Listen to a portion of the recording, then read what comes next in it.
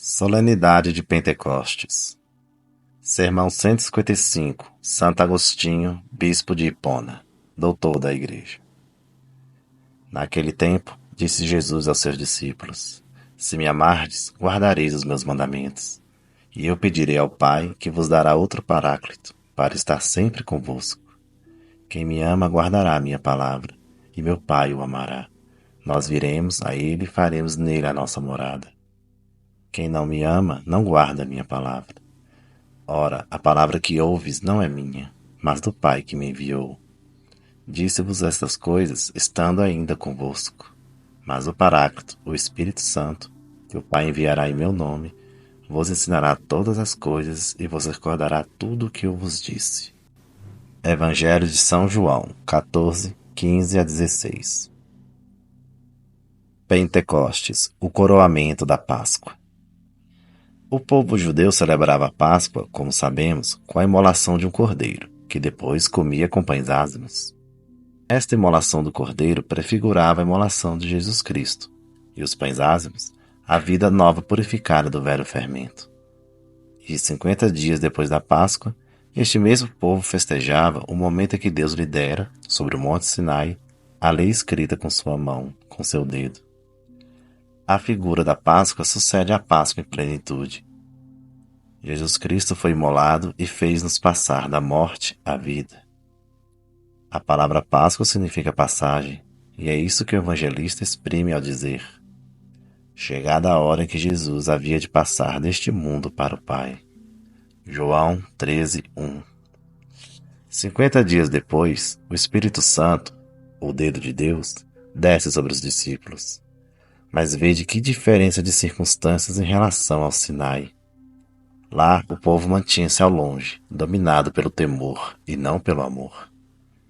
Pelo contrário, quando o Espírito Santo desceu, os discípulos estavam todos reunidos no mesmo lugar, e o Espírito, longe de os atemorizar do alto da montanha, entra na casa onde eles estavam reunidos.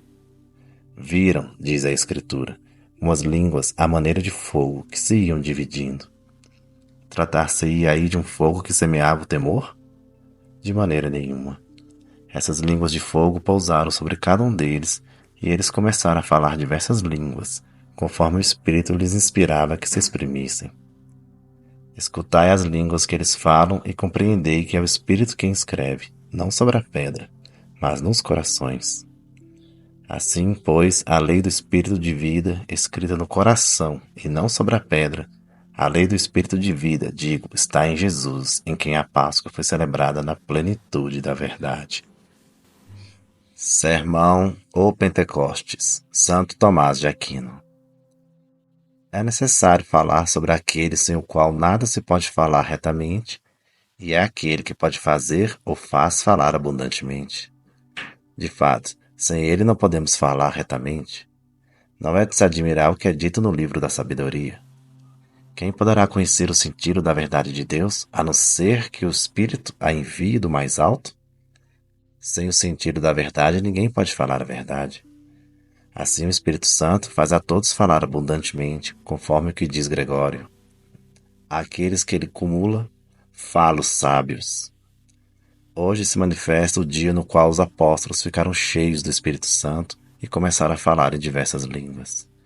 Rezemos a ele, pois, para que faça falar abundantemente até mesmo o mudo, e que me faça falar. O Espírito Santo não somente dá o ser, o viver e o mover, mas, mais ainda, torna-nos santos. Daí dizer o apóstolo aos Romanos: o Filho de Deus é predestinado a poder segundo o Espírito de santidade. Ninguém é santo sem que o Espírito Santo o santifique. Mas de que modo ele o santifica? Digo que ele faz aparecer naqueles que santifica cada uma das coisas que foram ditas sobre as virtudes. Porque aqueles que santifica torna sutis e cheios de desprezo pelas coisas temporais, conforme se diz em São João. Não ameis o mundo nem o que há no mundo. Se alguém ama o mundo, não está nele o amor do Pai. João 2,15. Ademais, ele concede a vida espiritual àqueles que santifica, conforme diz Ezequiel. Eis que farei com que sejais penetrados pelo Espírito e vivereis. A vida espiritual vem do Espírito Santo. Diz o apóstolo: se viveis pelo Espírito, sejais também conduzidos pelo Espírito. Além disso, o Espírito Santo que santifica com seu impulso, move para agir bem. Ele virá como um rio impetuoso conduzido pelo Espírito do Senhor. Isaías 59:19. Alguns são preguiçosos e parece que estes não são impelidos pelo Espírito do Senhor. A este respeito diz os Atos dos Apóstolos: de repente veio do céu um ruído, como o agitar de um vendaval impetuoso. Sobre isso diz a glosa: a graça do Espírito Santo desconhece lentos esforços. Também o Espírito Santo reconduz aqueles que santifica à origem oculta pela qual nos unimos a Deus. O Espírito do Senhor te transportará para um lugar que ignoras, isto é, a herança celeste. Diz o salmista: que teu bom Espírito me conduza por uma terra aplanada. Salmo 142. Fica então claro que a propriedade do Espírito Santo é ser a origem da vida, do ser e do movimento e da santidade. Por fim, qual é a razão da missão do Espírito Santo?